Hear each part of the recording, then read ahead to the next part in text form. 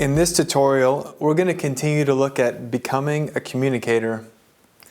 Effective cross-cultural learning is a process of becoming someone who we currently are not in order to be useful servants of the Lord in a new context. We have touched on some areas already where you may have been confronted by the fact that in order for you to be an effective cross-cultural learner, there may need to be some personal changes of habit, changes of automatic behavior, or changes in thinking. It may involve becoming a better listener, or a more indirect communicator, or a better observer. It will involve stepping out of your comfort zone at some point. This kind of change requires a willingness to change. We are probably comfortable with who we already are, but for the sake of somebody or something else, we are willing to go through the discomfort of personal change. Change is never an easy decision to make or a simple process to go through. It is helpful to think about why we should be willing to go through that process of change and to understand what will motivate us along the way.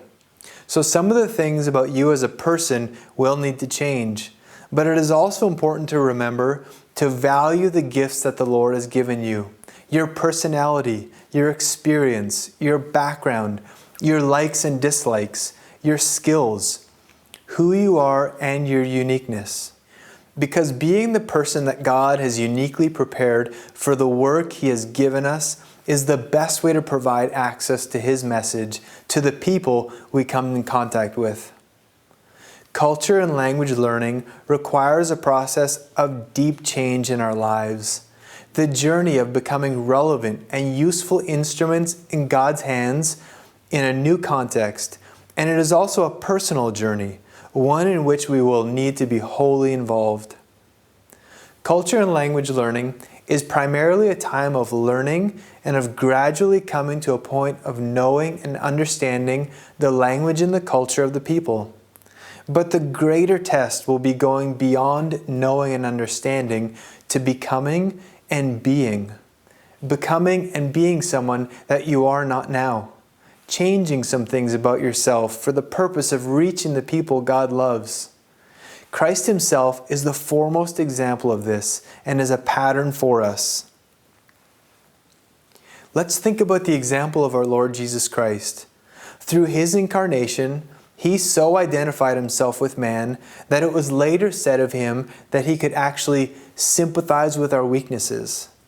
He became a man.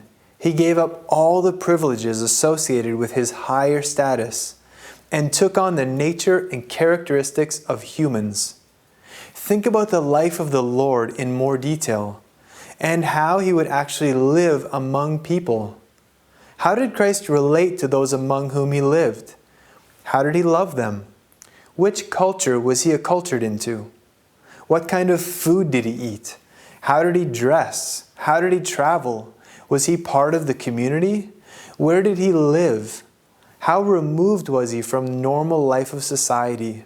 Did He escape? How? And what for? What kind of privacy did He have? How did He relate to leaders of different types? How did He respond to the philosophies and worldview of others? How did He communicate? What language? What body language? Did He know the culture as an insider? Jesus came to initiate change and rebirth, so He did not become like us in every way. His life exhibited a perfect balance of grace and truth. He made every effort to become like us in every way that He could. But that did not stop Him from confronting the things He needed to in order to bring truth. In 1 Corinthians 9, Paul gives a description of his own willingness to give up his rights in order to bring people to Christ. Verse 19 says, "Even though I am a free man with no master, I have become a slave to all people to bring many to Christ. When I was with the Jews, I lived like a Jew to bring the Jews to Christ. When I was with those who follow the Jewish law, I lived under that law. Even though I am not subject to the law, I did this so I could bring to Christ those who are under the law. When I am with the Gentiles who do not follow the Jewish law, I too live apart from that law, so I can bring them to Christ. But I do not ignore the law of God. I obey the law of Christ. When I am with those who are weak, I share their weaknesses, for I want to bring the weak to Christ. Yes, I try to find common ground with everyone, doing everything I can to save some. I do everything to spread the good news and share in its blessings. As we have said, culture and language learning is much more than learning how to say something. We are actually learning how to be something. We could also say that effective cross-cultural learning is more of a lifestyle that we grow into than a checklist that we accomplish. It is a process of becoming a relevant participant and communicator in a new context. There are certain activities and ways of living that will help you to grow and learn, and you will need to be proactive in including those and keeping them balanced with other activities in your new setting. Here are some of the most important aspects that should be included in a healthy lifestyle of learning during the time of culture and language acquisition. Continually evaluate your schedule and the activities to see if you are pursuing people rather than avoiding them. Find ways to be involved in regular activities in the community that local people also do regularly.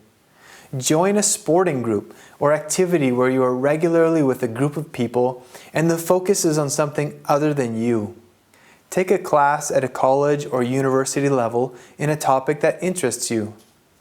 Do part-time volunteer work in an old people's home, hospital, school, orphanage, where you will regularly be with the same group of people. Have goals of meeting a certain number of new people each week, specific and measurable goals. Maintain existing relationships and evaluate how they are developing. Note when local people visit and meet to talk and try to join them. Listen to people talk. This will happen naturally if you are spending time with people. The most effective way to boost your learning is to expose yourself to massive comprehensible input. That is, expose yourself to massive doses of speech and perhaps writing that you can understand, and while gradually increasing the difficulty. Talk to people. This will also begin to happen naturally if you are spending time with people. You have to practice if you want to continue to learn, so you need to engage in extensive, extemporaneous speaking. That is, engage in extensive two-way conversational interaction and other speaking and writing activities. Learn about people. Learn to know the people whose language you are learning. That is, learn all you can about their lives, experiences, and beliefs. Do this in and through the language as you spend time with them and as you carefully observe them and ask questions. Have some broader learning goals as well, such as gaining an appreciation and understanding of history, culture, and community, both on a wider and a local level through individual contacts and relationships. In time, this will help you to develop an overall understanding of the cultural themes and worldviews. Have an interest in national politics, entertainment, arts, religion, travel, and develop understandings about what is important to people. Have an understanding of what friendship means in this culture, ideally through development of relationships personally. Find out how the church, if it exists, looks and functions in this setting, and how it relates to other religious groups. Get the most out of every situation. Use the principle that every situation has multiple purposes, building deeper relationships as well as increasing linguistic ability and cultural understanding. Once you gain a degree of fluency through structured activities, you will be more comfortable with unstructured social visiting as a means of getting conversational practice. You can use your formal language sessions to prepare for your general social visiting. For example, when you learn to discuss some topic in your language sessions, You can then make a point of discussing the same topic during informal social visits. You can even tell your friends, "This is what I've been learning to talk about with so-and-so," and then go on to talk about the topic with your friends. If you have a job or a study schedule in your new culture, it's particularly important to continue to prioritize language and culture learning activities as a part of your regular activities. One of the most difficult things to do when learning cross-culturally is to balance your time in various learning activities. So no matter what language program you end up following, you should personally make sure that your schedule includes all of these types of activities.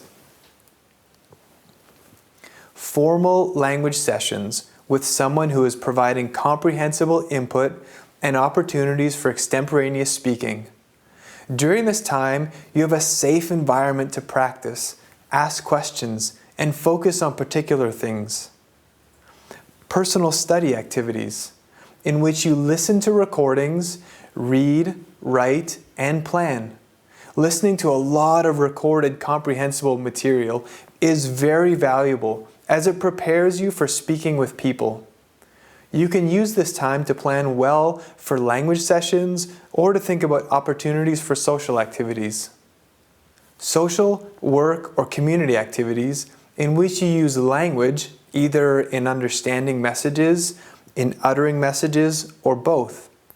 Purposefully identify situations, social and cultural, that you have not taken part in or do not know how to function in yet, and learn how to do that. Participate in that situation. Learn by observation what people say and what they do. Evaluate what you need to learn. Practice being in that situation until you know how to function.